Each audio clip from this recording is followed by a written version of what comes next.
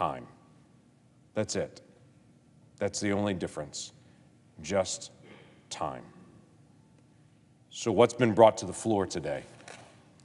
What's been brought to the floor today is this bill.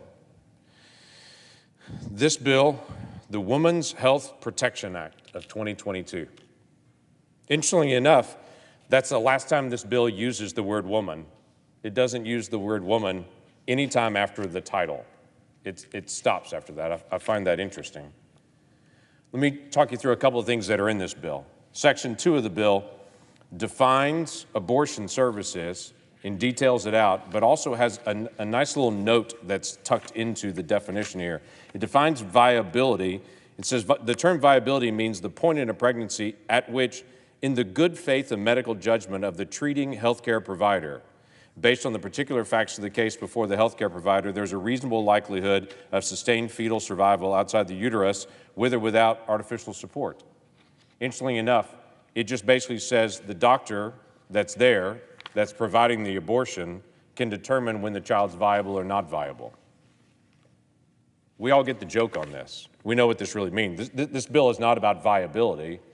This bill is about whatever age, at whatever time, anyone wants to perform an abortion, at any moment. In my state, we're a state that has medical marijuana laws. They say it's not recreational marijuana, it's medical marijuana. You have to have a medical prescription from a doctor to be able to get it. So you know how you get it? The medical marijuana place actually has a doctor that you can just call that'll write a script to you that'll write it for no matter what. You could say, my left toe hurts every other Thursday, and they would say, great, that's a medical condition, and you get the script for it. So we get the joke. If the person who's actually selling the product is the one who's actually prescribing it, that means you could do it at any point, and this bill itself protects that individual, saying they can define viability and they're protected in their definition of it. So this bill is not about protecting children prior to viability.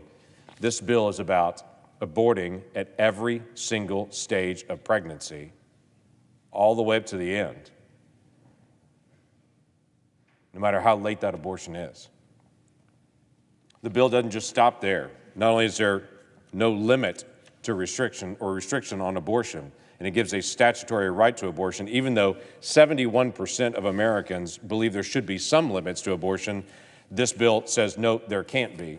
And then it reaches into every state and abolishes any restrictions that may be on abortion at all in any state. For instance, if a state says there has to be more information given to the woman, like an ultrasound, or just give information about this child, it abolishes that. So a state cannot inform the mom before the abortion. That's prohibited. It also abolishes any other restriction on telemedicine. It abolishes any requirement any state has on safety, or healthy. It used to be that I heard the term from the pro-abortion crowd, safe, legal, and rare. This strips away the safe term on it and just says every restriction that's out there on safety has to be stripped away. No state can put a restriction out there on this. It takes away any right of any state to actually restrict abortions being carried out on minors without parental consent. It strips away any kind of waiting period laws. And it also strips away religious exemptions. What does that mean? If a doctor or physician says, I don't want to carry out an abortion, I believe that's really a child right there, not just a lump of tissue, then that doctor says, for their conscience sake, through this bill, I'm sorry, your conscience doesn't matter anymore. This strips away all conscience protections. In fact, what's interesting is the Religious Freedom Restoration Act was passed in 1993, and it's never, ever been accepted until this bill. This bill literally reaches into the Religious Freedom Restoration Act and says, your religious conscience doesn't matter. It's an abortion. Get over it. That's what this bill says. This is not some simple codifying Roe bill. This is telling the nation, I'm sorry, you may think that little girl is a little girl and is valuable. We think she's disposable. No. Listen, pro-life members here, like myself, have fought to make adoption more affordable, expand the child tax credit for the unborn, continue to provide assistance, food, health care to needy families, maternal health. We should all be working to support women in very difficult days. But she matters in this conversation. We can't lose track of that. Mother Teresa once made the comment, if we accept that a mother can kill even her own child, how can we tell other people not to kill one another? You may say, well, that's Mother Teresa's opinion that that child is a child. I would also tell you, it's Joe Biden's as well. Joe Biden also made the statement just last week, the Dobbs decision is about the ability to abort a child. To abort a child was President Biden's statement. I agree. The conversation right now on the floor is what's her future? What happens next will decide a lot. I can assure you, I'm going to speak out the rights for every single child and will declare again, every child is valuable. If people call me a radical for believing children are valuable, so be it. But I think it tells us a lot about our culture that I'm the radical one because I believe she has a hope and a future. With that, I yield the floor.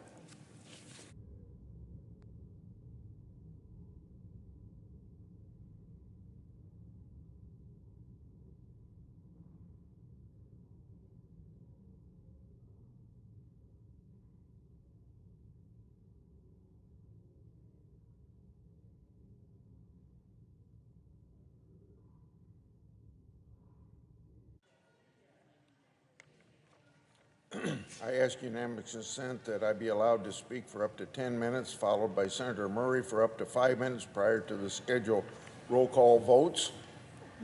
Without objection. Senator Langford just said that this bill is all about legalizing abortion anytime, any place in this country. He's right, but I'm going to add that this legislation is being discussed for political purposes, and we're wasting time on this issue because we could be spending time on things that people want. I've been hearing the Democrats speak for a year and a half about the necessity of getting prescription drug prices down. And why couldn't we be talking about that instead of wasting time on this legislation that's made to make a political point instead of accomplishing something? I'd like to speak then about the very extreme legislation being pushed by Democrats, the Women's Health Protection Act. Democrats are using a leaked Supreme Court draft, not even a final decision, as an excuse to push a very radical legislation that goes beyond public opinion or even common sense on abortion. This bill goes much further than its stated position to codify Roe v. Wade decision. As ranking member of the Senate Judiciary Committee, I've raised many concerns about this legislation.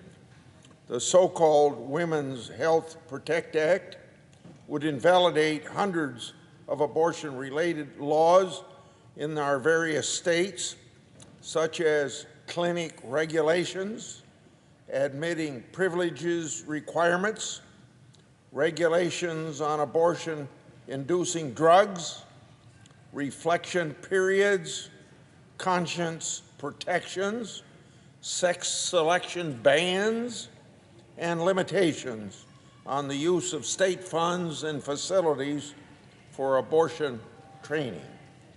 Iowa and many other states have taken action on their own to enact common sense restrictions.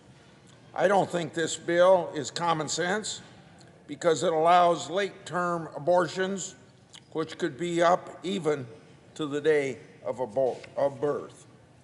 Some states have protected individuals from having to perform abortions against their own religious beliefs.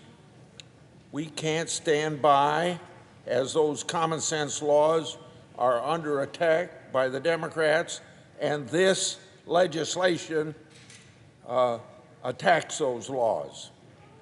The bill before us would invalidate these state laws and would allow abortion providers to set the standard of care for their patients with no oversight from the states. It would allow healthcare workers to determine when a life is viable, which will lead then to inconsistent practices across the country and endanger the lives of mothers everywhere. If the bill before us were to be signed into law, the federal government would send a message to states that enacting laws to protect patients and regulate the health and welfare of their citizens is not the right of the federal government. It would allow Congress to intrude on states' rights and nullify life-saving laws on the books. It would invalidate the police powers of the state under the 10th Amendment in regard to those police powers affecting the health of its citizens. In addition, this bill establishes no private right for women harmed by abortions. How can we as Congress stand up and say that we're protecting women when really this bill disregards any loss of life of babies, including full-term infants and even some mothers?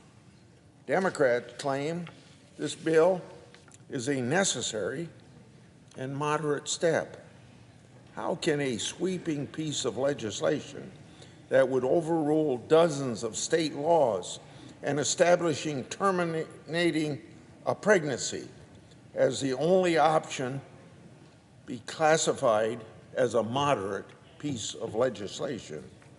No, this proposed legislation is an example of extremism. It's unfortunate that the majority is using this issue to appear compassionate and concerned about women's rights when in reality the bill disregards popular and common sense laws that protect women and children across the country. Large majorities of Americans support strong abortion restrictions. This bill would overturn. I understand and appreciate the robust debate around this subject. However, I'm uncomfortable with the rhetoric of some of my colleagues. They refuse to discuss important priorities of what the American people want and only want to push one extreme option. Let me be clear.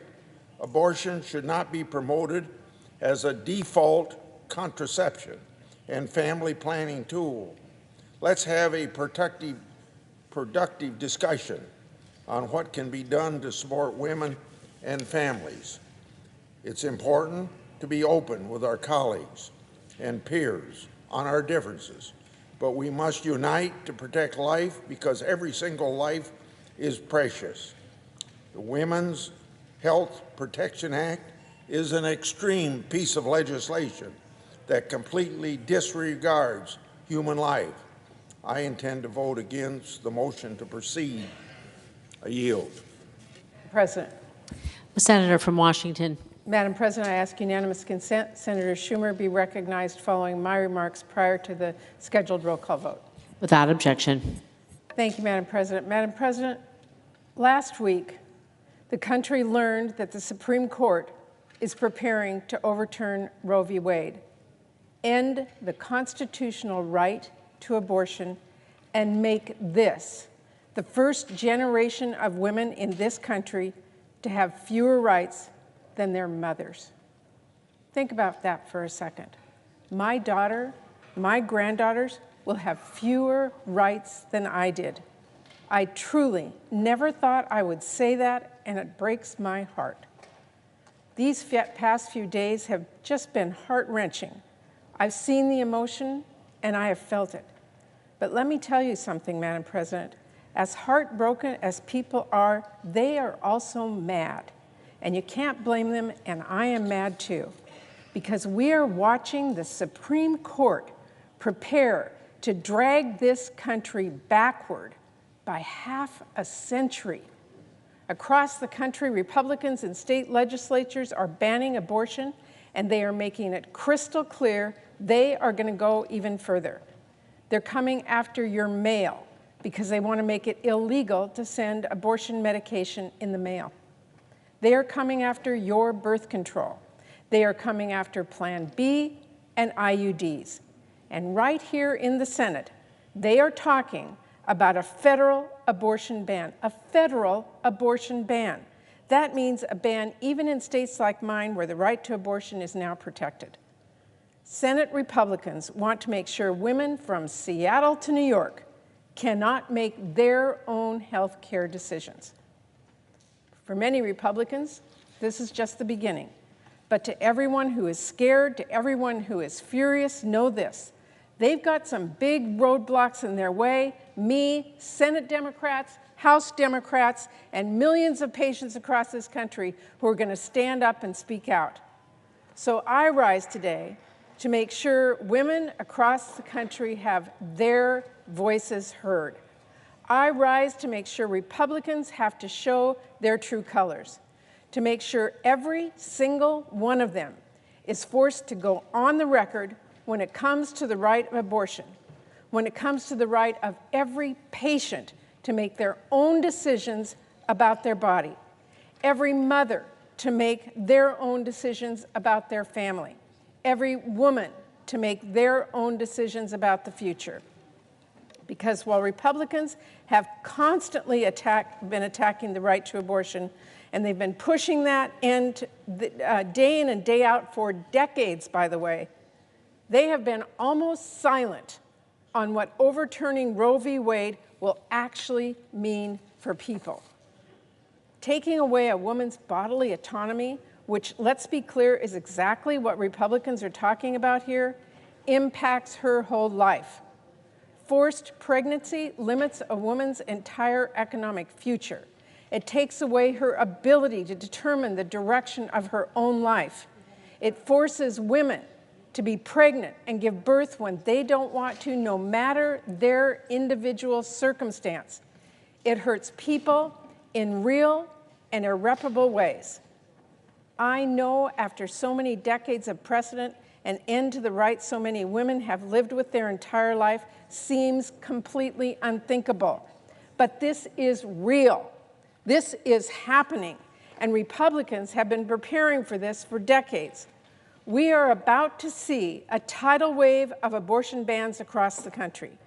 So this vote today will force Republicans to face up to the hurt and suffering they have caused and will cause, the lives that hang in the balance. And we all know that if Roe falls, the heaviest burdens will land on those who already face the greatest challenges, mothers who are barely scraping by. It's Black women who already face a severe maternal mortality crisis. It's Indigenous women, especially those on tribal lands, who suffer from violence at unprecedented levels. It is women with disabilities who may already face discrimination in routine medical care. It is women in rural communities who have less resources and are often already forced to drive miles to get the care they need. It's immigrant women, especially undocumented women. And it is our gay and trans neighbors who Republicans never seem to miss an opportunity to scapegoat or bully. People in my state need to know this will impact them too. And many of my colleagues know I'm not one to grandstand or exaggerate the scope of a crisis that comes before the Senate. When I said this was a 5-alarm fire, I meant it. We need to be clear-eyed that this will impact all of us. For one thing, we know the health care crises caused by abortion bans, and that's what they are, crises, will stretch across state lines. When Texas passed a law letting people sue strangers for getting or providing an abortion, desperate patients rushed to Oklahoma. only for that state to pass an extreme ban as well, meaning more patients traveling even further with fewer options to get the care they need. And we're seeing this firsthand in my home state of Washington. After Idaho passed a draconian abortion ban of its own, my state had to brace for incoming patients surging into Washington. So there can be no question. If Roe is struck down nationally, if individual states across the country ban the right to abortion, people in every single state will live with the painful consequences of that decision.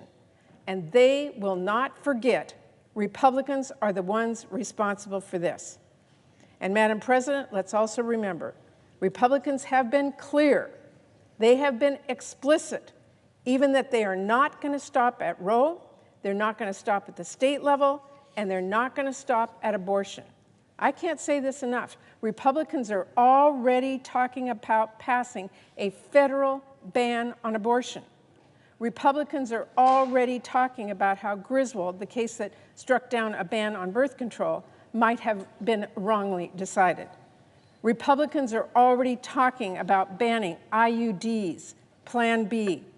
They even held a vote a few weeks ago to undermine our federal family planning program and make it harder for people to get birth control. Madam President, it is clearer than ever that because of Republicans' extremism, not only is the right to abortion at risk, but other important rights are as well. That's why people are so scared, and that's why they are so shocked.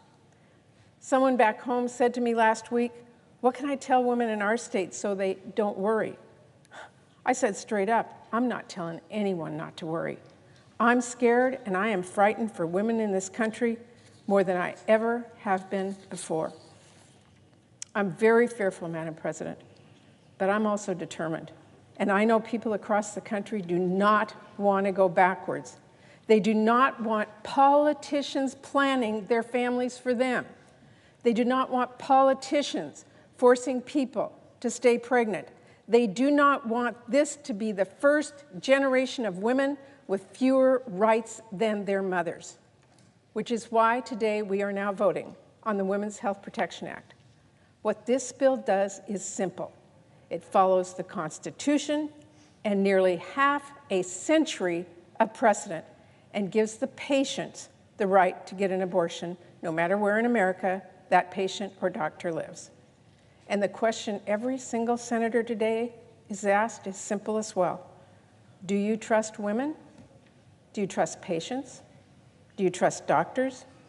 Do you believe every American should be able to make deeply personal decisions about pregnancy and parenting according to their own beliefs without government interference? If your answer is yes, then your vote on this bill should be as well. And if your answer is no, if you think women should have fewer rights, if you think it's okay for Republican politicians to force someone else to stay pregnant or give birth when they don't want to, you're going to have to go on the record and let your constituents know you think your personal opinion matters more than their own medical decisions. And you better believe no one will forget this. Thank you, Madam President. I yield the floor. The Senate will be in order. The Senate will be in order. Thank you. Expressions of approval are not allowed by the gallery. Madam President, The Majority Leader. and I first thank my dear friend and colleague from Washington for her powerful and heartfelt words, and for her leadership as well. Now, Madam President, the question before the Senate is simple. As women's rights face their greatest threat in half a century, will this chamber step into the breach and protect the basic right to choose? Will we enshrine into law what courts have held for decades, that decisions women make about their pregnancies belong to them and them alone? Or will 5 unelected justices presiding without accountability in a courtroom across the street take a fundamental right away from millions upon millions of women in this country? In a few minutes, it will be time for members to vote. The legislation before this chamber is straightforward. It would codify what Americans already believe, that the right to choose whether or not to have an abortion belongs to women, not elected politicians. It will preserve the safeguard that conservative justices seem ready to strike down in just a few weeks. If they follow through with their decision, the United States, which has always aspired to the expansion of rights, will take a shameful and repressive step backward. Our kids will grow up in a country with fewer rights than those who came before them. This decision, if formalized, can we have order, Madam President? There'll be order in the Senate. Please take your conversations off the floor.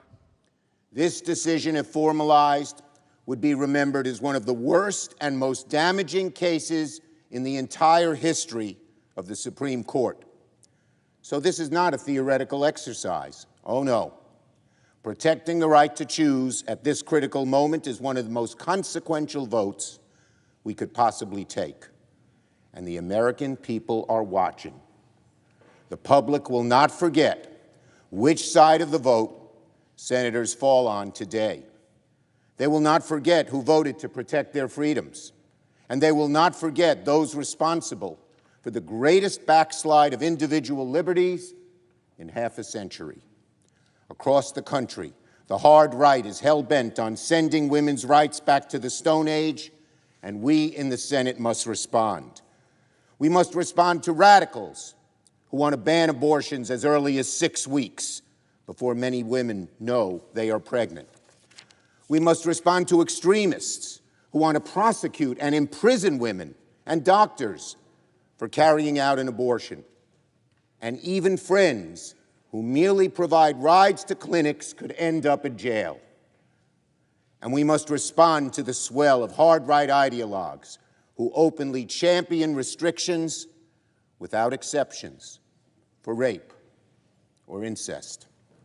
We must oppose the vision that MAGA Republicans clamor for: forced pregnancies, punishment for women and doctors, and zero exceptions for rape or incest.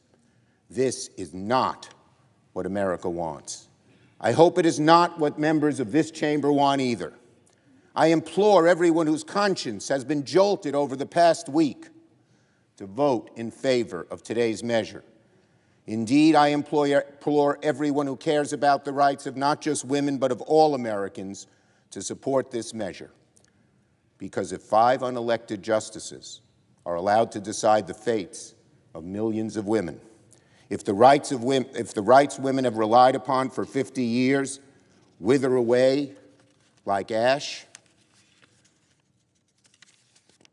if we do not take a stand now to protect a woman's right to choose, then mark my words, it will be open season on our God-given freedoms in this great and grand country. Today it will be Roe.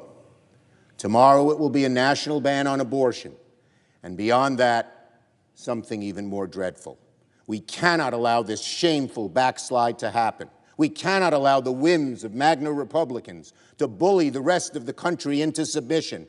I urge my colleagues, take a stand. I urge my colleagues and Americans to fight back. I urge Americans and everyone here to defend the right to choose. I urge my colleagues, vote yes. I yield the floor. Call the vote. Under the previous order, all post-cloture time is expired. The question is on the Bedoya nomination. Is there a sufficient second? There appears to be. The clerk will call the roll. Ms. Baldwin.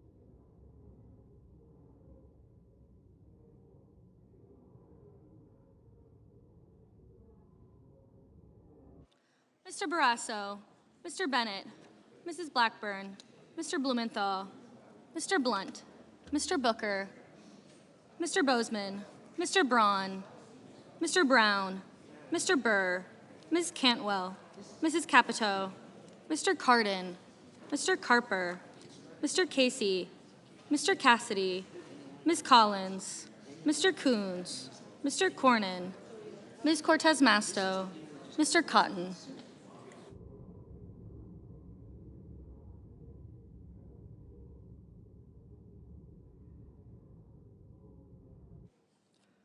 Mr. Kramer, Mr. Crapo, Mr. Cruz, Mr. Daines, Ms. Duckworth, Mr. Durbin, Ms. Ernst, Mrs. Feinstein, Mrs. Fisher, Mrs. Gillibrand, Mr. Graham, Mr. Grassley, Mr. Haggerty, Ms. Hassan, Mr. Hawley, Mr. Heinrich, Mr. Hickenlooper, Ms. Hirono, Mr. Hoven, Mrs. Hyde-Smith, Mr. Inhofe, Mr. Johnson, Mr. Kane, Mr. Kelly,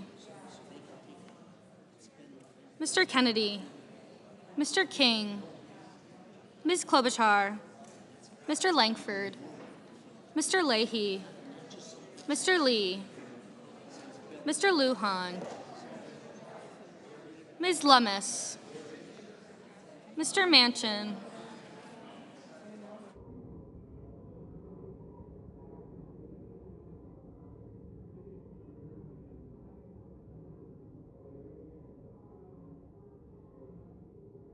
Mr. Markey,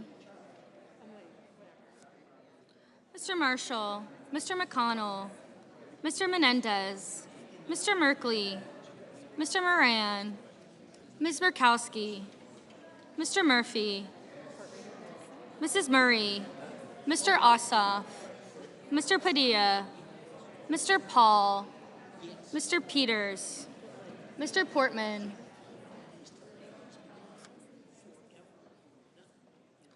Mr. Reed, Mr. Risch, Mr. Romney,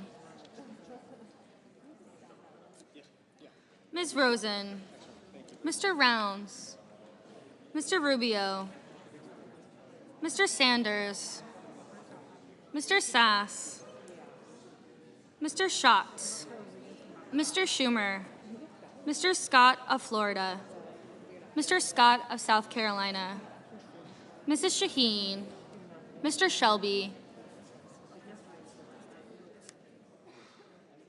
Ms. Sinema, Ms. Smith, Ms. Stabenow, Mr. Sullivan, Mr. Tester, Mr. Thune, Mr. Tillis, Mr. Toomey, Mr. Tuberville, Mr. Van Hollen, Mr. Warner, Mr. Warnock, Ms. Warren, Mr. Whitehouse, Mr. Wicker, Mr. Wyden, Mr. Young.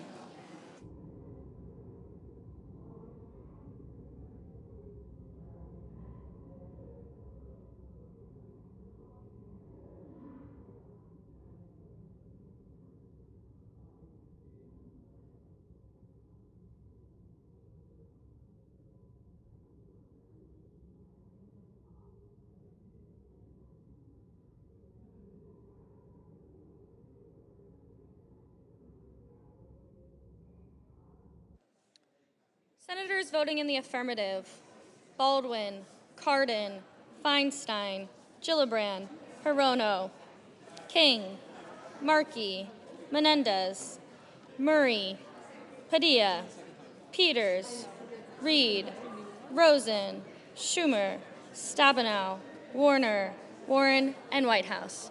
Mr. Manchin. Mr. Manchin? Aye. Mr. Bennett. Mr. Bennett? Aye.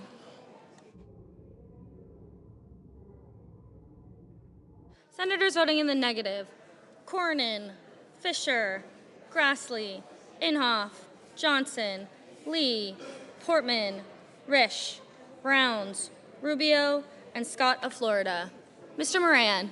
Mr. Moran, no.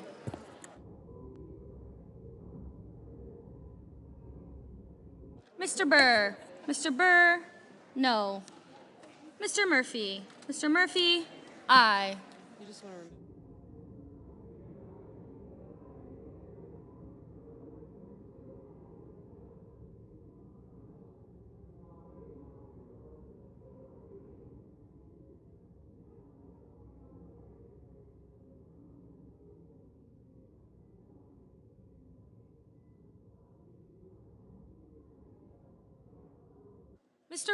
Mr. Wyden, aye. Right. You just want.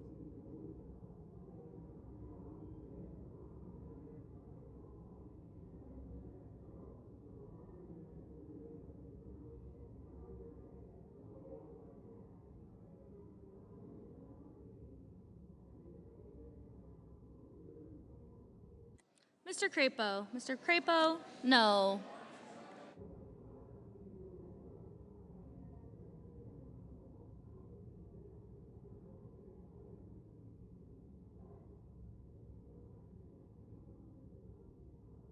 Mr. Langford, no. Mr. Casey, aye.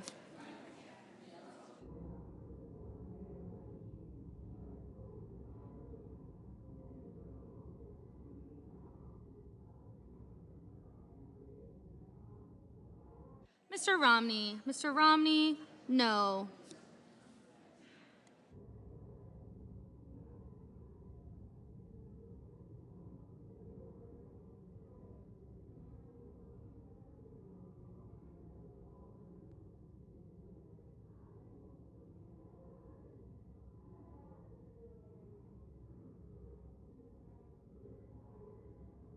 Mr. Kennedy, no. Mr. Hawley, no.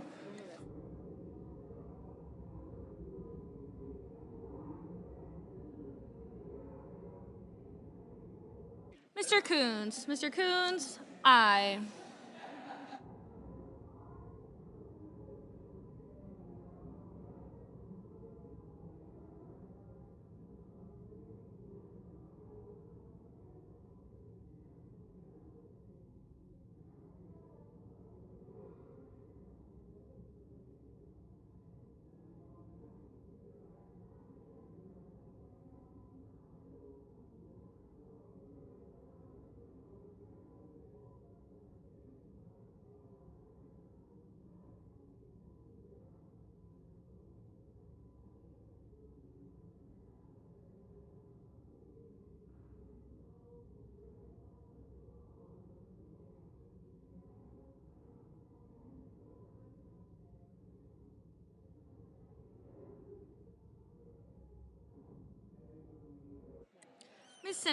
Ms. Cinema, aye. Mr. Cotton, no. That's why I want my.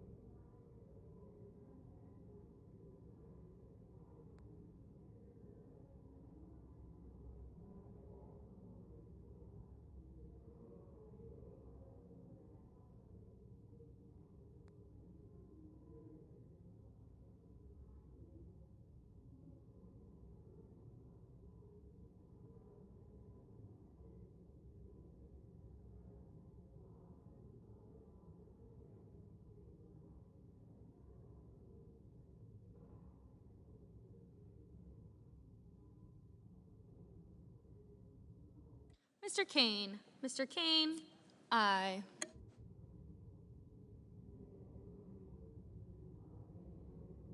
Mr. Tester. Mr. Tester, aye.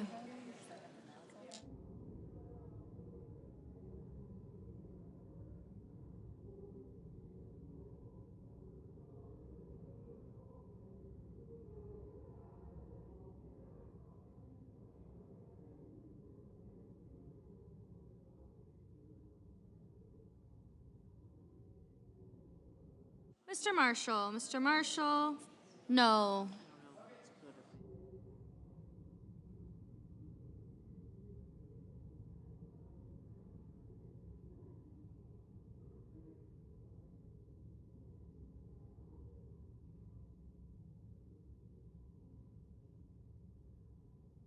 Mr. Tuberville. Mr. Tuberville, no. Mr. Cassidy.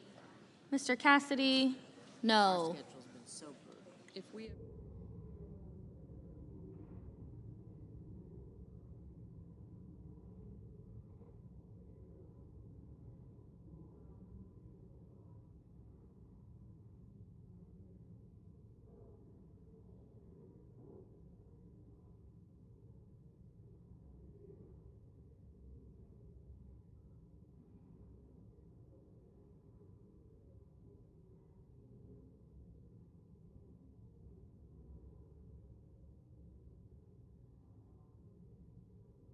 Mr. Bozeman. Mr. Bozeman, no. Try to be respectful and listen, but on certain things. Mr. Schatz. Mr. Schatz, aye.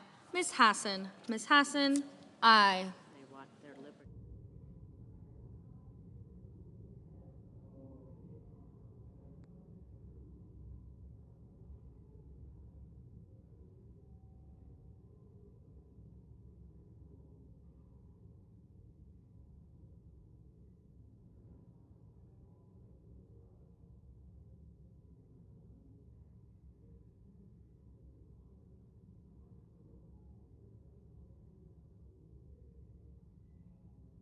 Mr. Hoven. Mr. Hoven, no.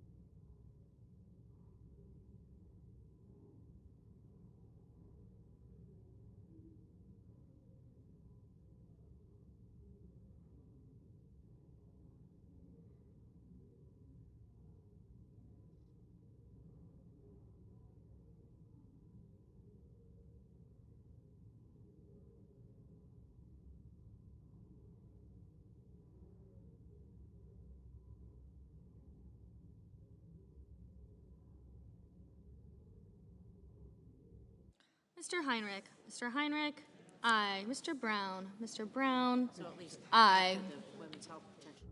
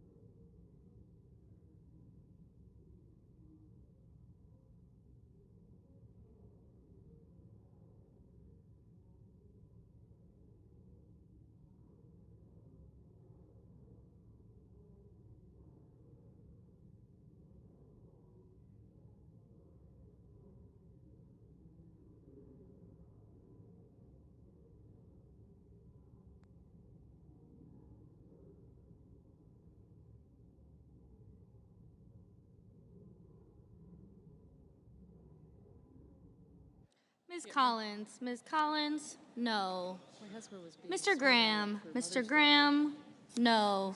Mr. Durbin. Mr. Durbin, aye. Ms. Duckworth. Ms. Duckworth, Joke, aye. except it's not quite a joke. Mr. Scott. Mr. Scott of South Carolina, no. Mrs. Shaheen. Mrs. Shaheen, aye.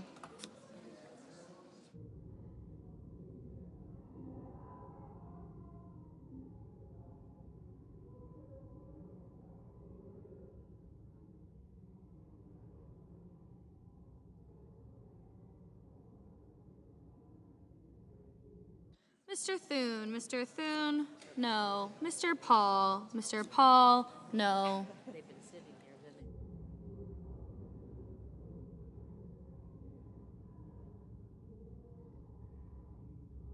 they. Ms. Cantwell. Ms. Cantwell, aye.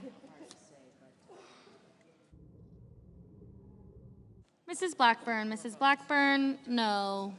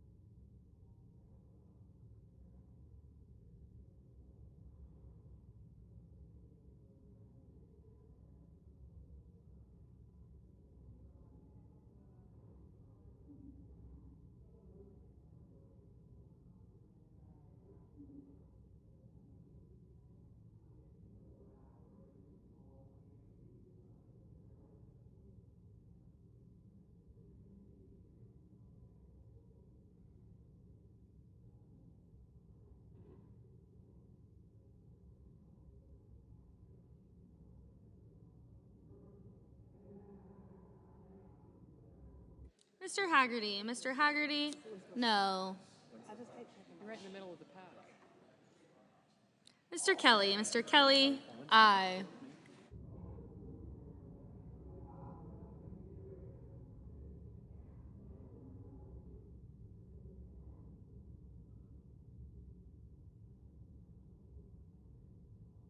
Mr. Lujan. Mr. Lujan, aye.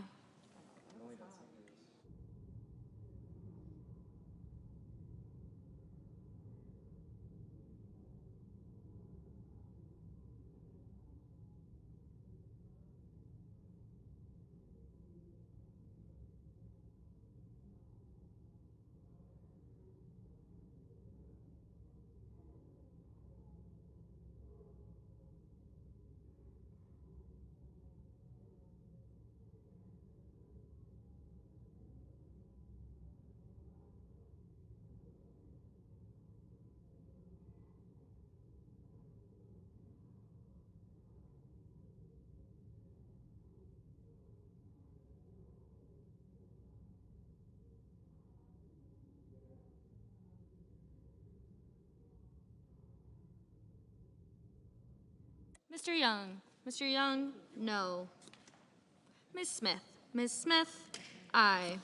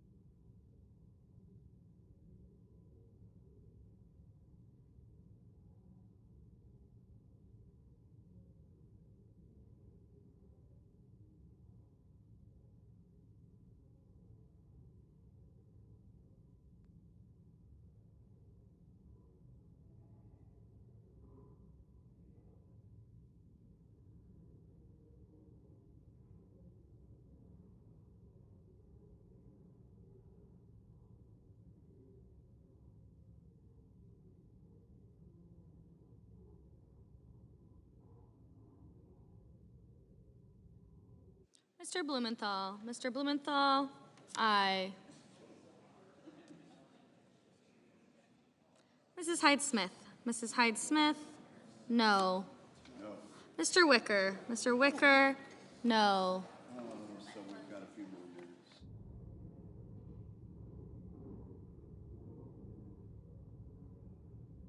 Mr. Sanders? Mr. Sanders? Aye.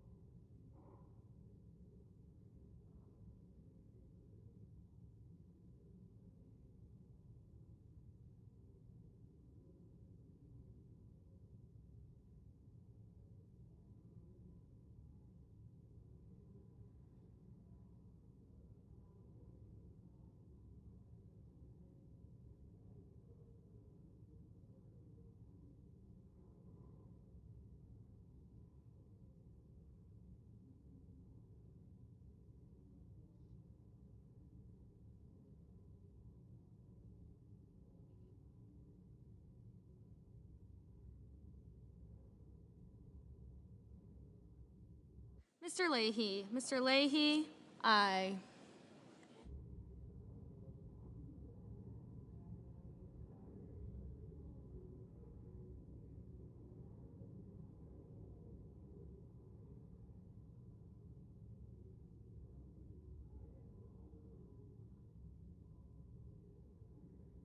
Ms. Klobuchar? Ms. Klobuchar? Aye. Mr. Sass? Mr. Sass? No.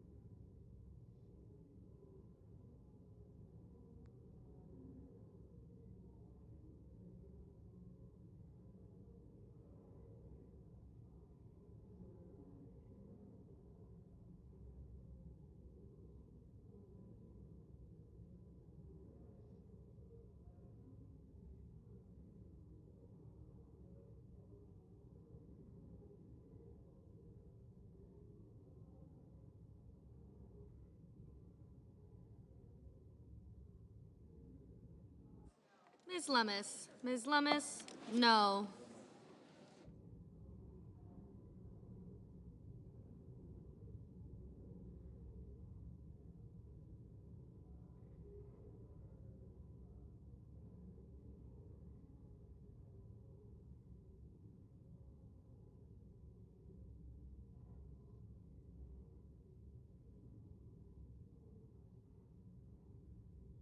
Mr. Warnock. Mr. Warnock, aye.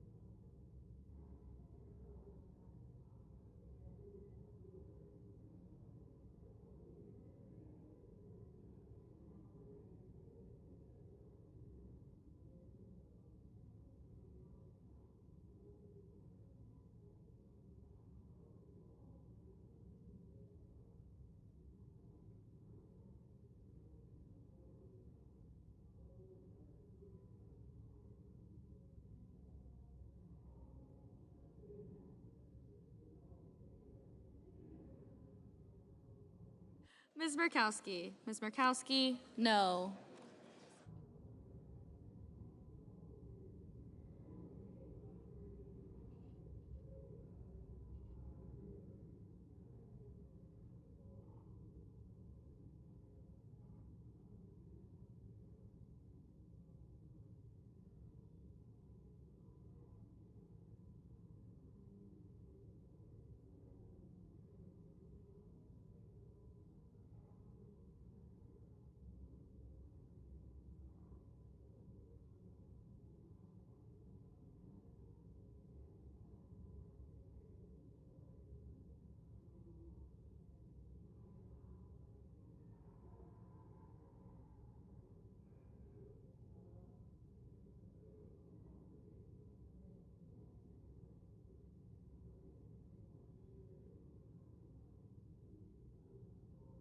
Mr. Sullivan. Mr. Sullivan, no.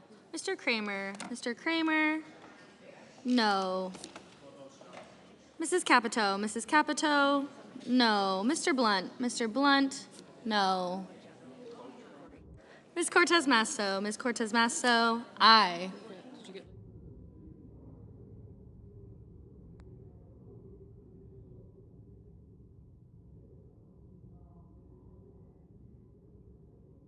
Mr. Carper. Mr. Carper, aye.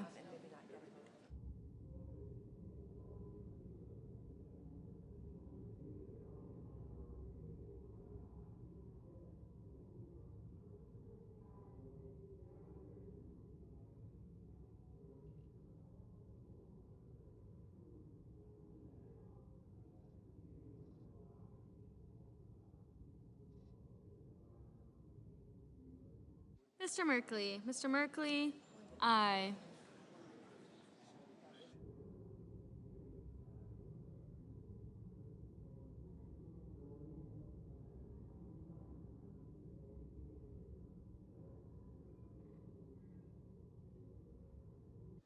Mr. Shelby. Mr. Shelby, no. Mr. Toomey. Mr. Toomey, no. Mr. Barrasso.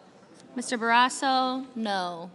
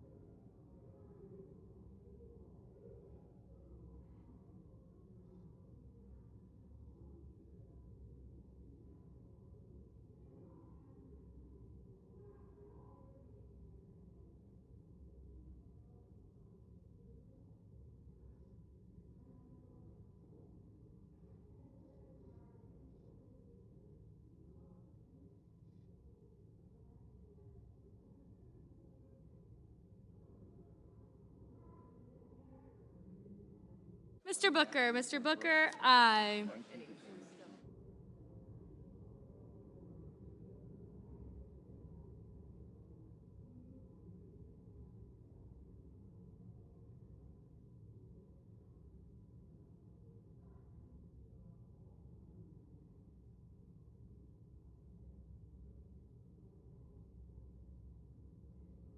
Mr. McConnell, no.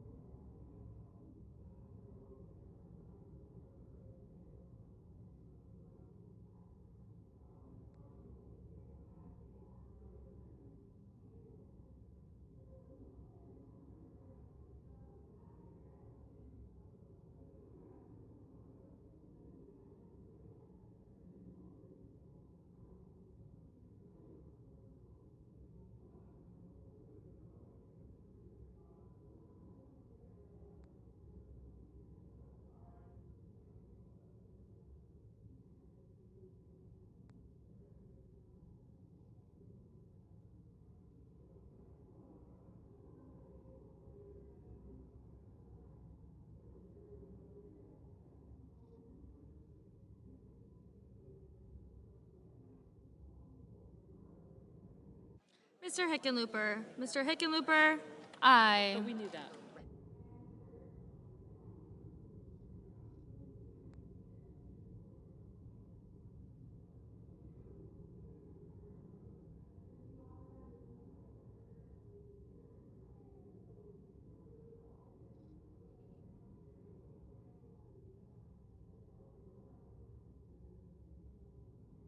Mr. Braun, no.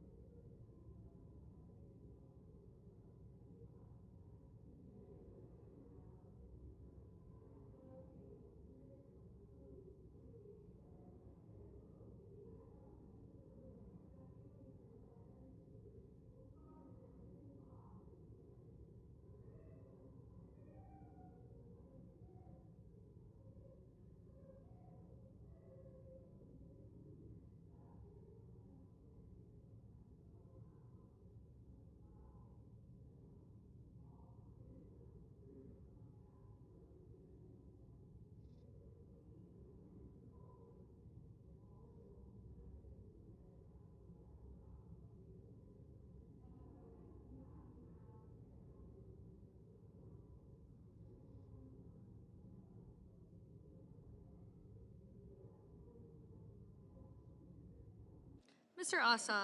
Ossoff, aye.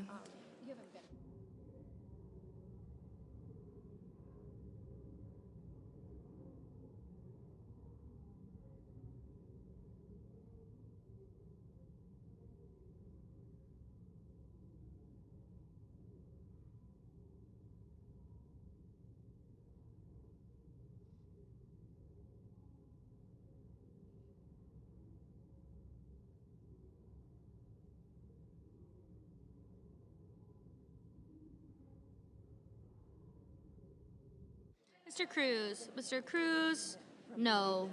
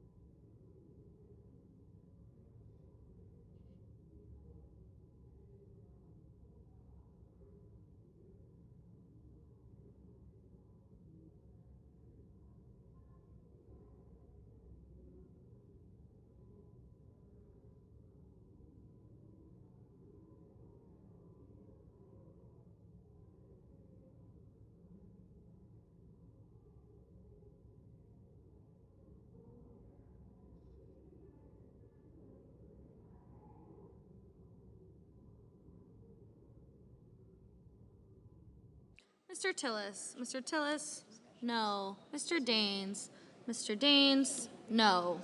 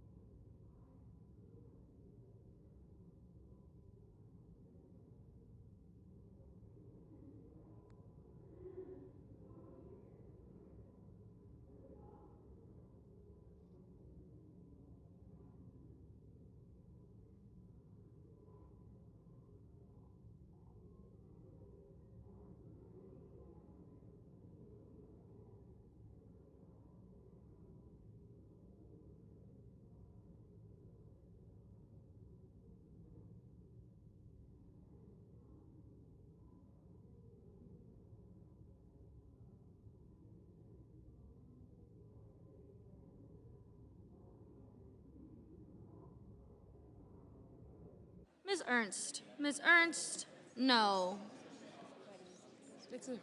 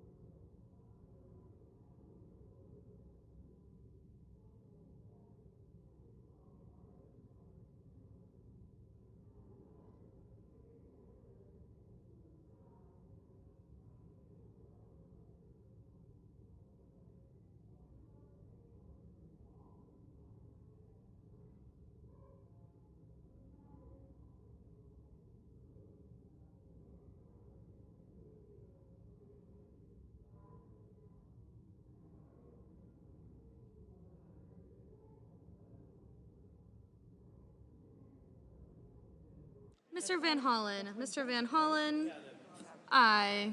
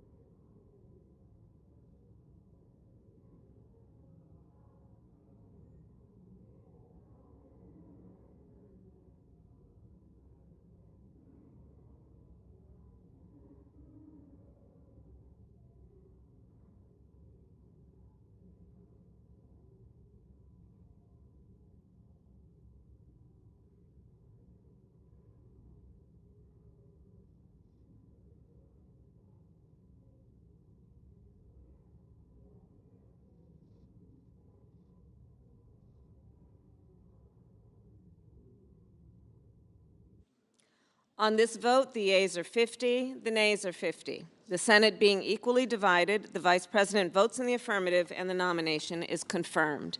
Under the previous order, the motion to reconsider is considered made and laid upon the table, and the President will be immediately notified of the Senate's actions. The clerk will report the motion to invoke cloture. Cloture motion. We, the undersigned senators, in accordance with the provisions of Rule 22 of the Standing Rules of the Senate, do hereby move to bring to a closed debate on the motion to proceed to calendar number 362, S4132, a bill to protect a person's ability to determine whether to continue or end a pregnancy and to protect a health care provider's ability to provide abortion services, signed by 19 senators. By unanimous consent, the mandatory quorum call has been waived.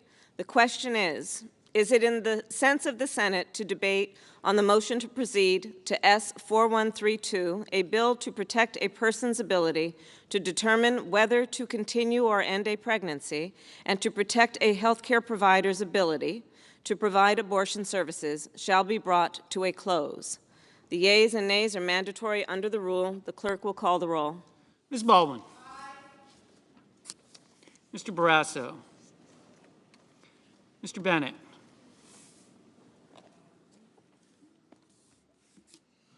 Mrs. Blackburn.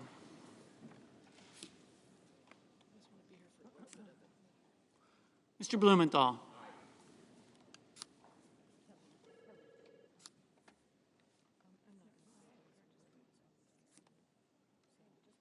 Mr. Blunt. Mr. Booker.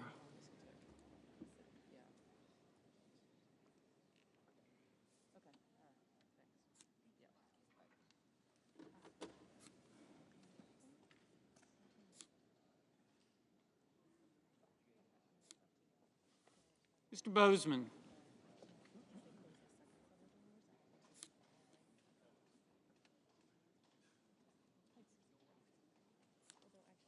Mr. Braun. Mr. Brown. Mr. Burr.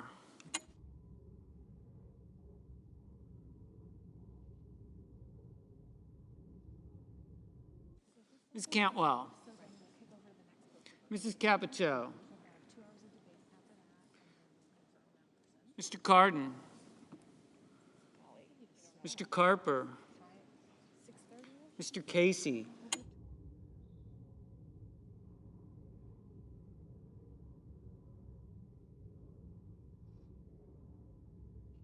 Mr. Cassidy.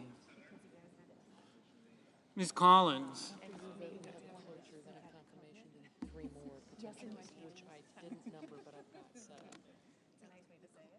Mr. Coons. Okay.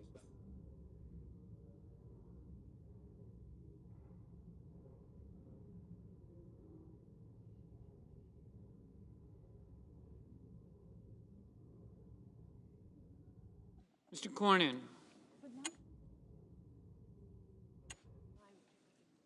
Ms. Cortez Masto. Mr. Cotton. Mr. Kramer.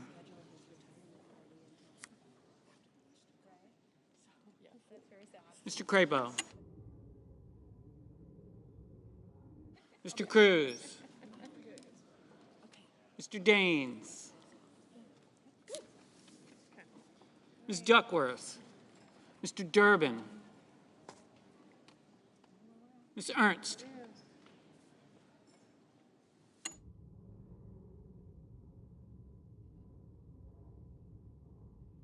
Mrs. Feinstein.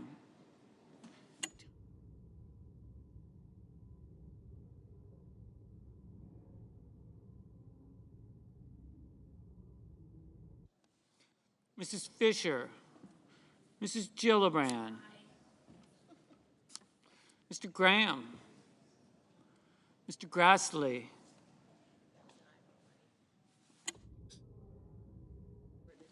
Mr. Haggerty. Ms. Hassan.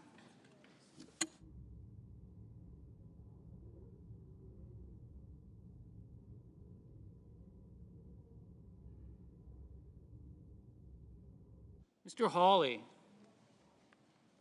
Mr. Heinrich.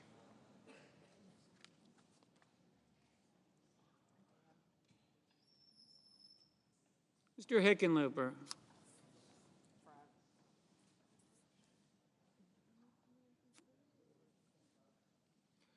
Ms. Arono. Mr. Hoven.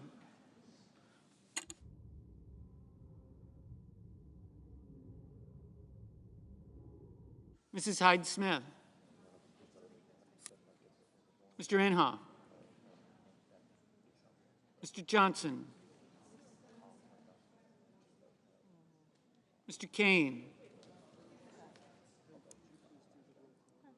Mr. Kelly. Mr. Kennedy.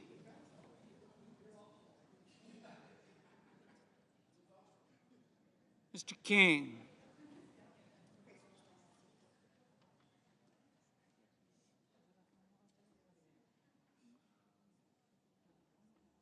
Ms. Klobuchar.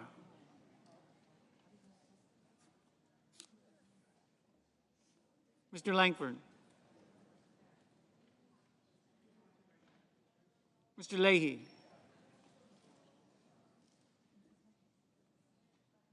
Mr. Lee.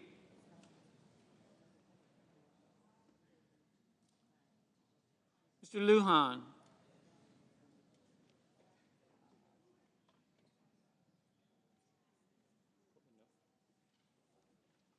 Ms. Lamas.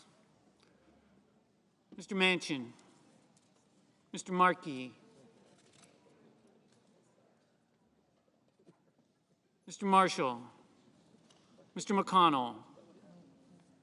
Mr. Menendez. Mr. Merkley. Mr. Moran. Ms. Murkowski. Mr. Murphy. Mrs. Murray. Mr. Ossoff. Mr. Padilla. Mr. Paul. Mr. Peters. Mr. Portman. Mr. Reed. Mr. Risch. Mr. Romney. Ms. Rosen. Mr. Rounds. Mr. Rubio.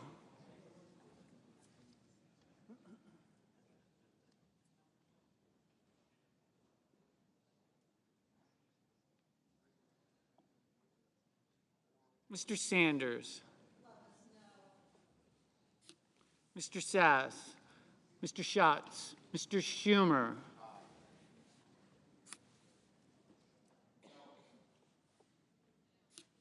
Mr. Scott of Florida. Mr. Scott of South Carolina.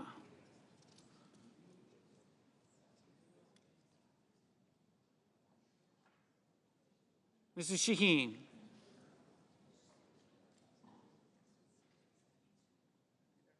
Mr. Shelby.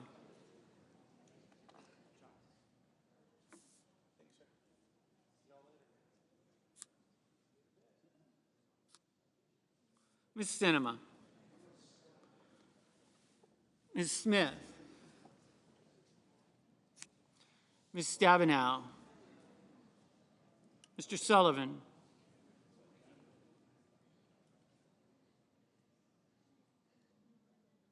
Mr. Tester. Mr. Thune.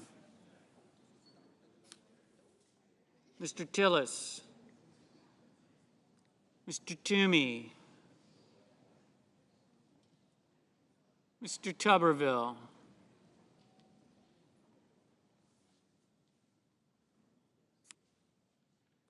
Mr. Van Hollen. Mr. Warner. Mr. Warnock. Ms. Warren.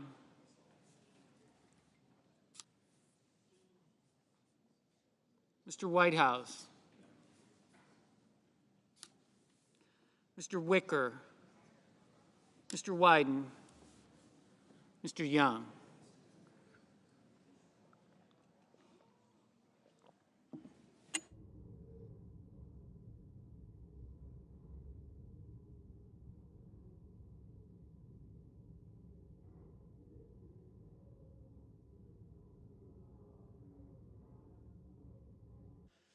Senators voting in the affirmative: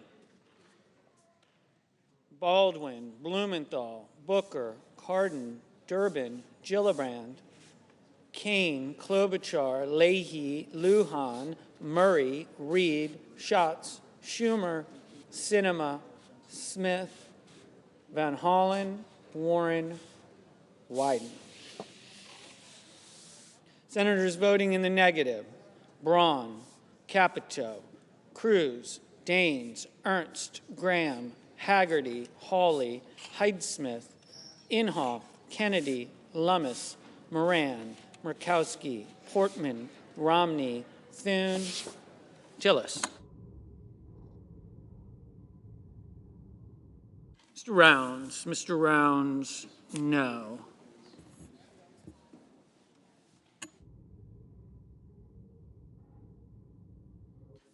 Mr. Bozeman, no.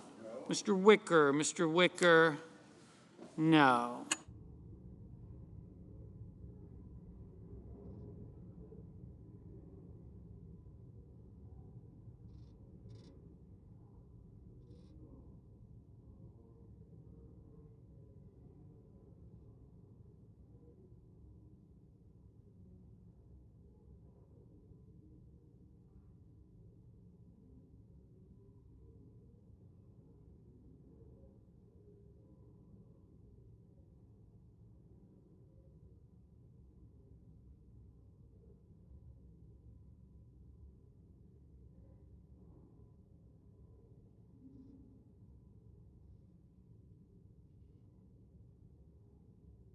Mr. Shelby,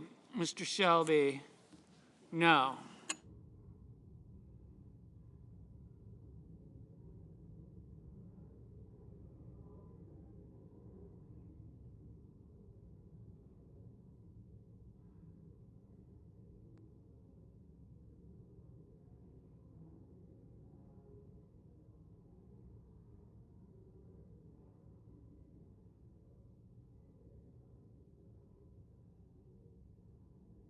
Mr. Padilla, aye.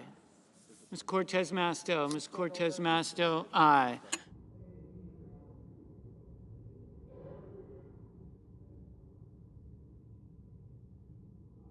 Mr. Menendez. Mr. Menendez, aye.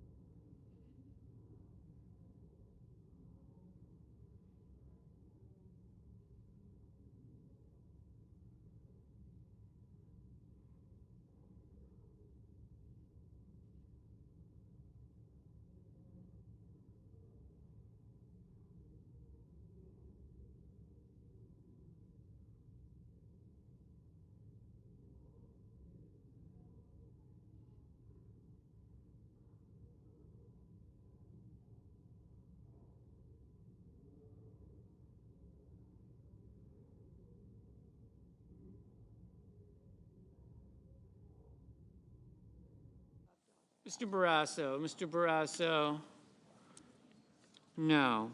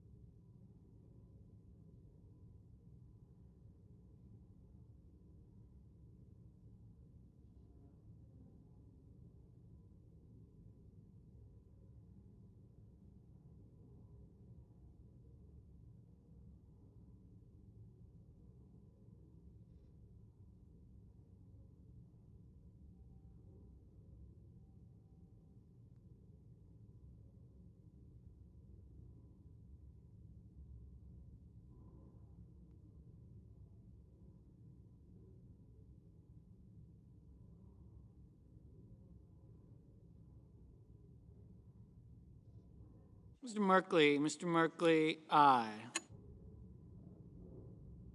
Mr. Cotton. Mr. Cotton, no.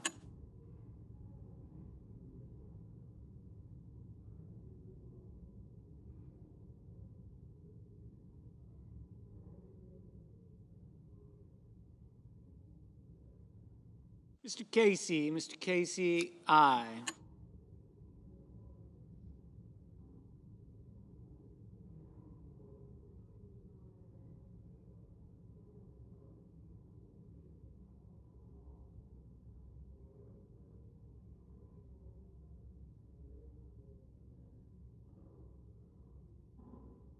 Mr. Crapo. Mr. Crapo, no.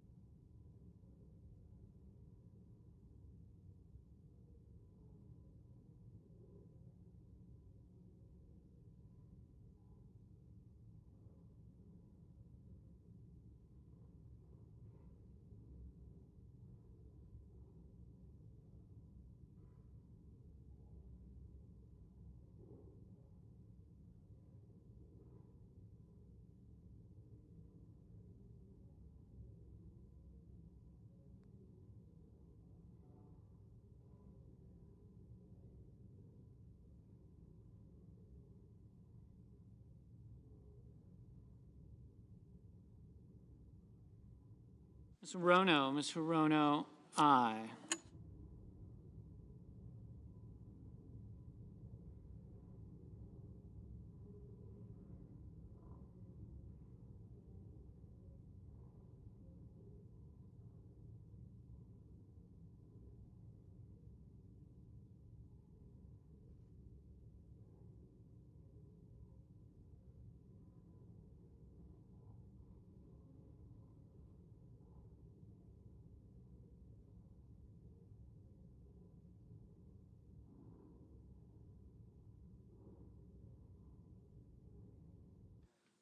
Mr. Langford, no.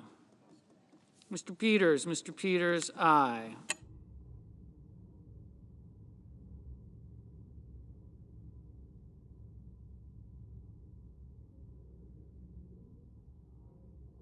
Mrs. Feinstein, aye.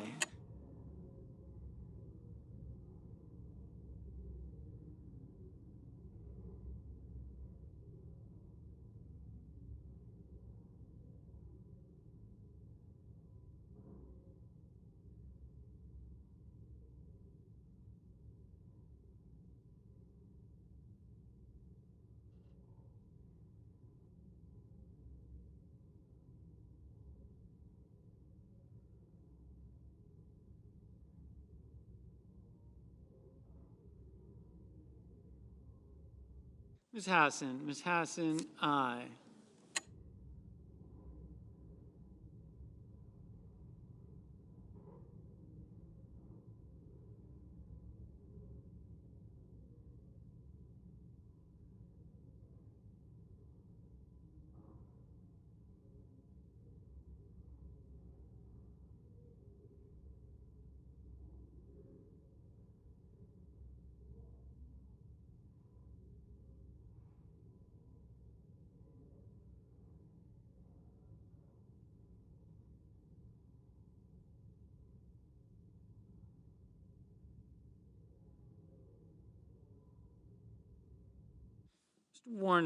Mr. Warnock, aye.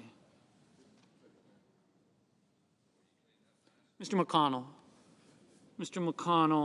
no. Mr. Scott of South Carolina, no.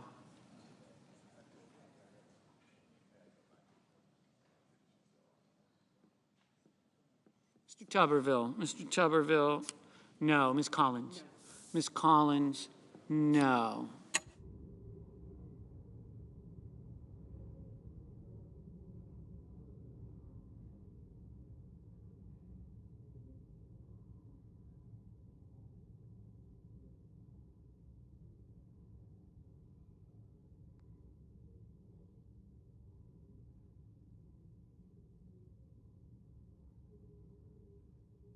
Ms. Stabenow, aye.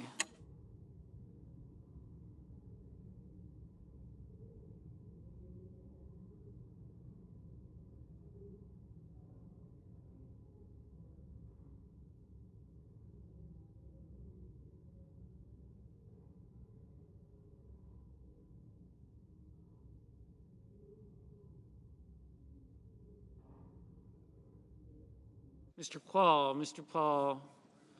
no.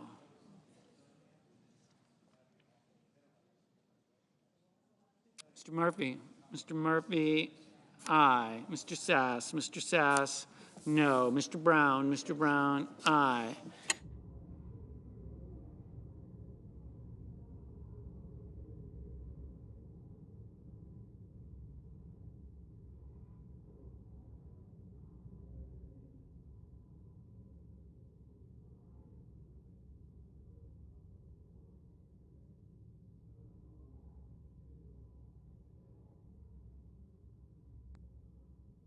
Ms. Cantwell, aye.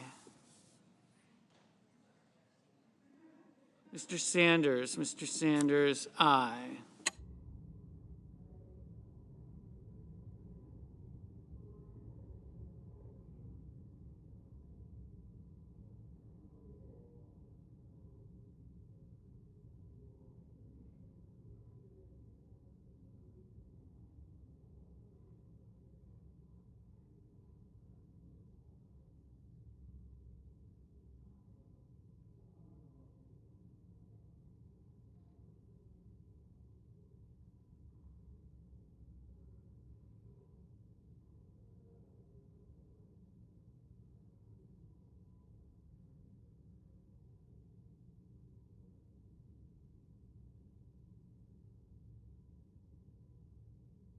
Mr. Risch. Mr. Risch.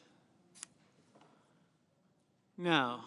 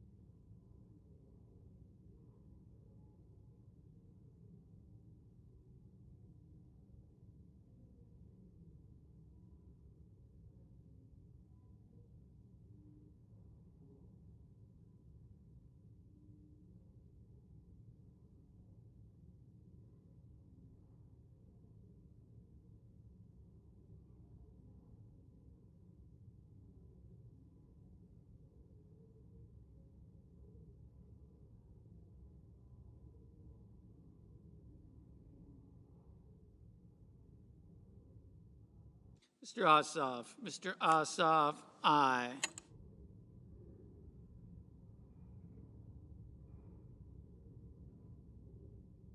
Mr. Burr. Mr. Burr, no. Mr. Scott. Mr. Scott of Florida, no.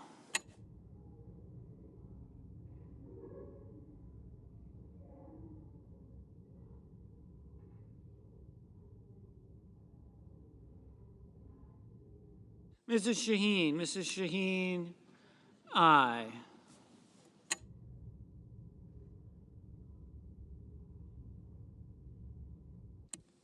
Mr. Lee. Mr. Lee, no.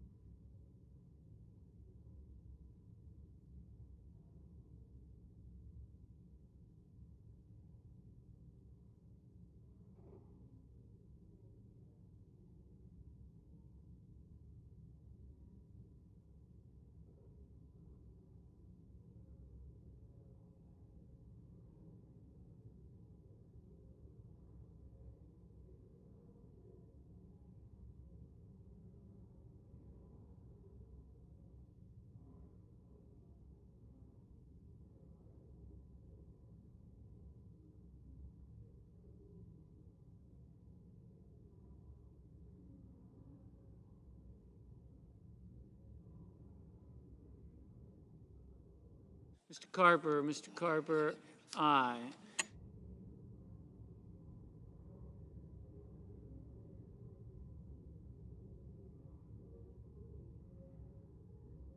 Mr. Rubio. Mr. Rubio, no. Mr. Grassley. Mr. Grassley, no.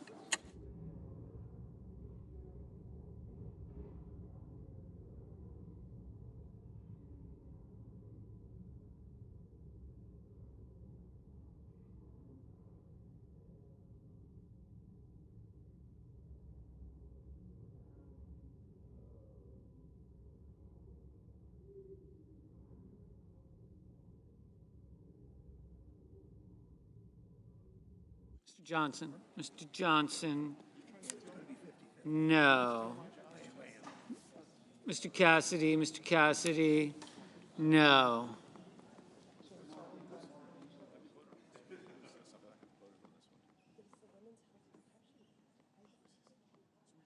Ms. Duckworth. Ms. Duckworth, aye. Mr. Hickenlooper. Mr. Hickenlooper, aye. Mr. Markey. Mr. Markey, aye.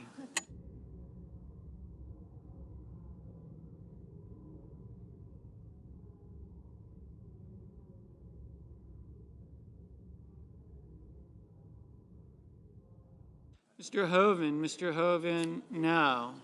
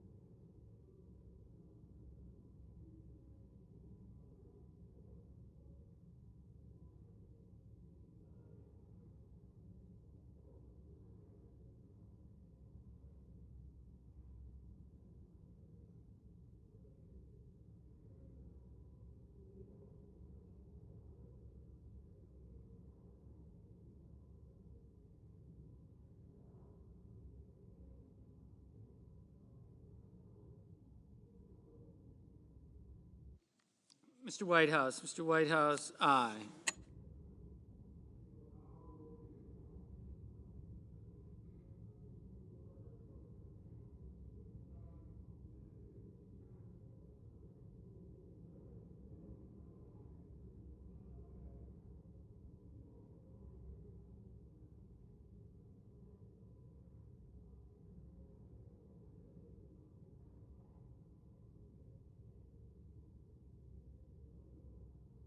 Mr.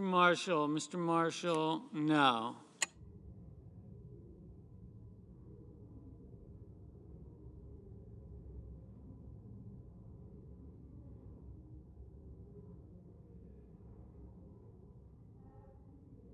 Mrs. Blackburn, no.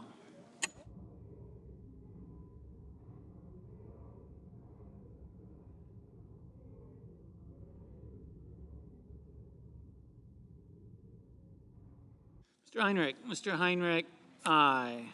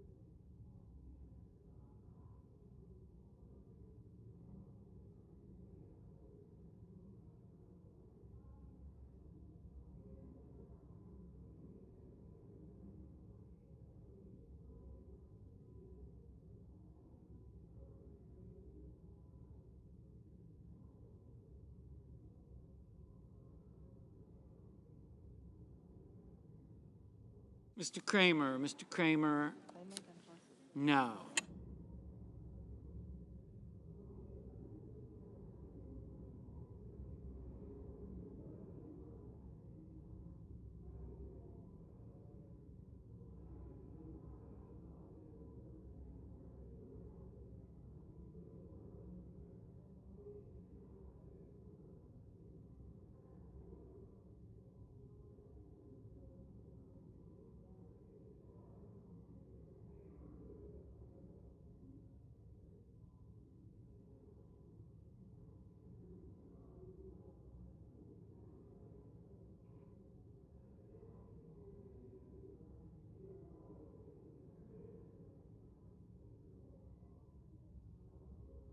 Mr. Blunt, no.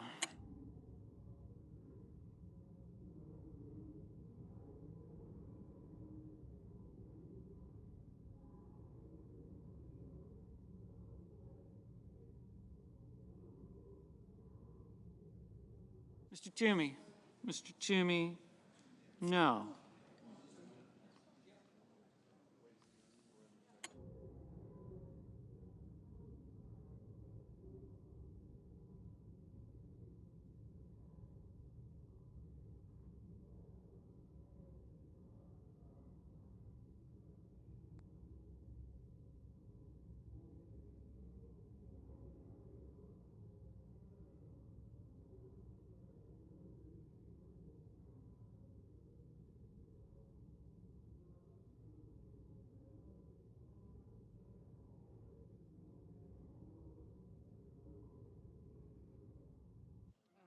Mr. Kelly, aye.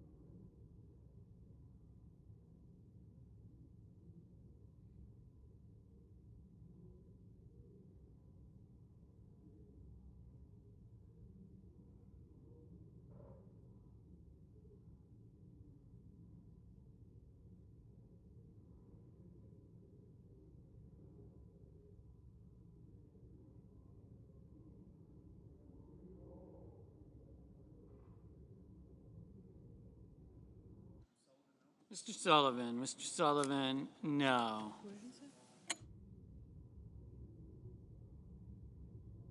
Ms. Rosen, aye.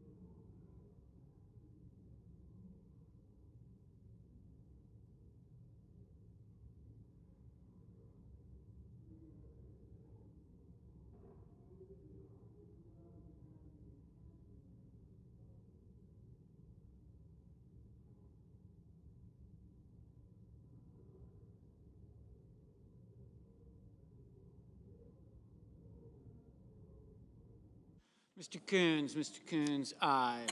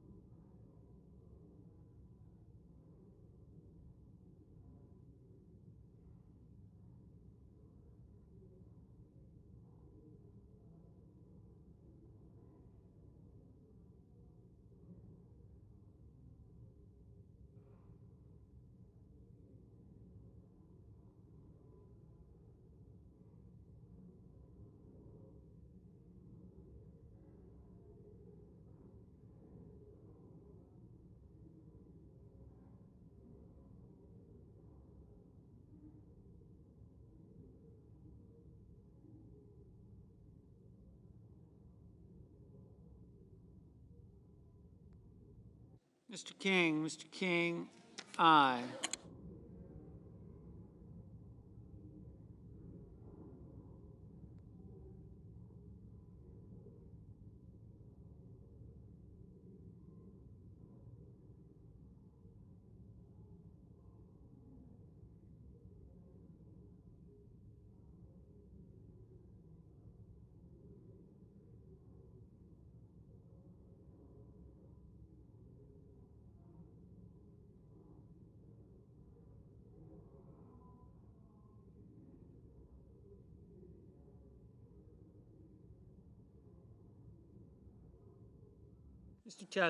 Mr. Tester, aye. Mr. Warner, aye. Mrs. Fisher, no.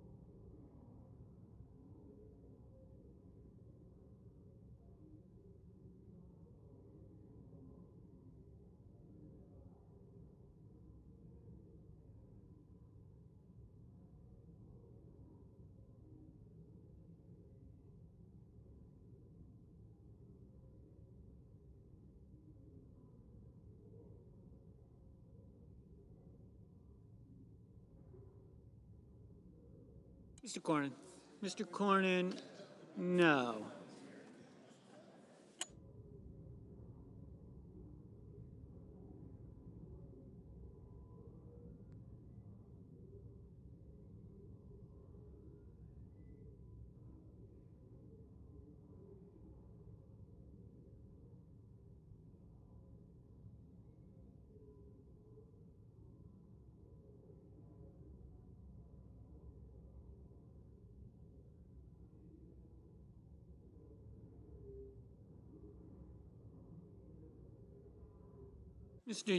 Mr. Young, no.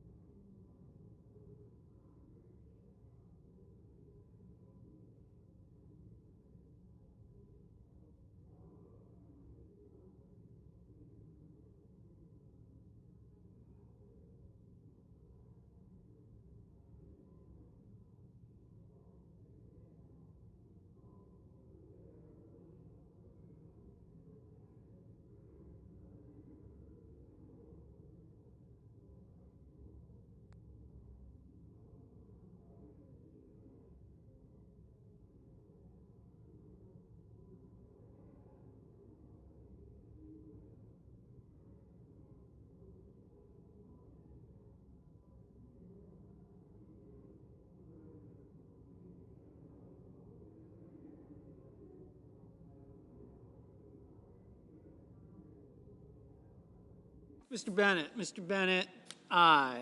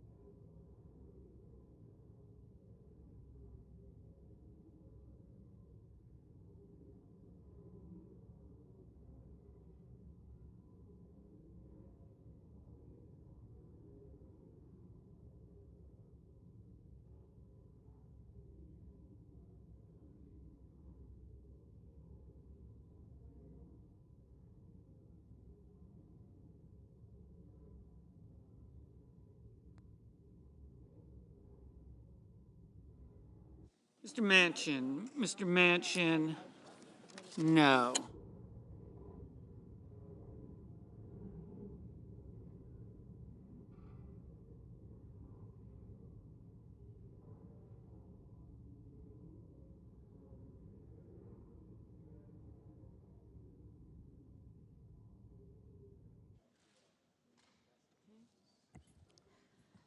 On this vote, the yeas are 49, the nays are 51. 3/5 of the senators duly chosen and sworn not having voted in the affirmative. The motion is not agreed to.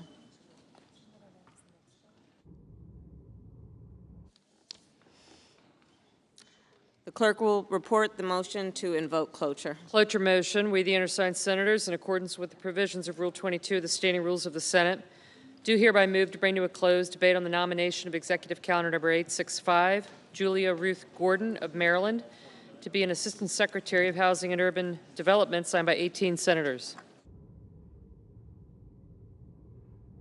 Number 2. By unanimous consent, the mandatory quorum call has been waived. The question is it the sense of the Senate that debate on the nomination of Julia Ruth Gordon of Maryland to be an Assistant Secretary of Housing and Urban Development shall be brought to a close? The yeas and nays are mandatory under the rule. The clerk will call the roll. Ms. Baldwin, Mr. Barrasso, Mr. Bennett, Mrs.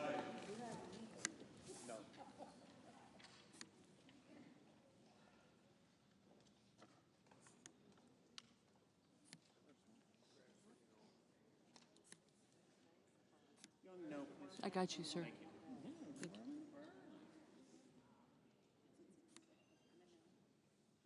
Yep, thank you.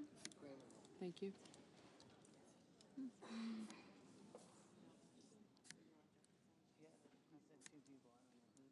Mrs. Blackburn. Mr. Blumenthal. Mr. Blunt. Mr. Booker. Mr. Bozeman.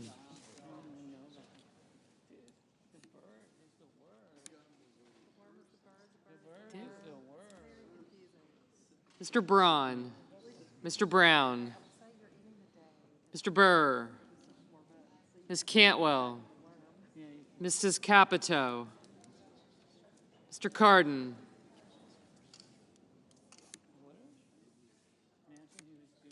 Mr. Carper. Mr. Casey. Mr. Cassidy. Ms. Collins. Mr. Coons. Mr. Cornyn.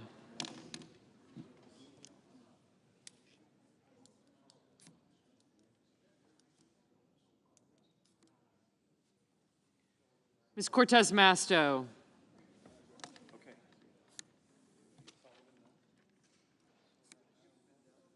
Mr. Cotton. Mr. Kramer. Mr. Crapo. Mr. Cruz. Mr. Daines. Ms. Duckworth. Mr. Durbin. Ms. Ernst. Mrs. Feinstein. Mrs. Fisher. Mrs. Gillibrand. Mr. Graham. Mr. Grassley. Mr. Haggerty. Ms. Hassan. Mr. Hawley. Mr. Heinrich. Mr. Hickenlooper. Ms. Hirono. Mr. Hoven. Mrs. Hyde-Smith. You did. Yep, thank you. Mr. Inhofe. Mr. Johnson. Mr. Kane. Mr. Kelly. Mr. Kennedy.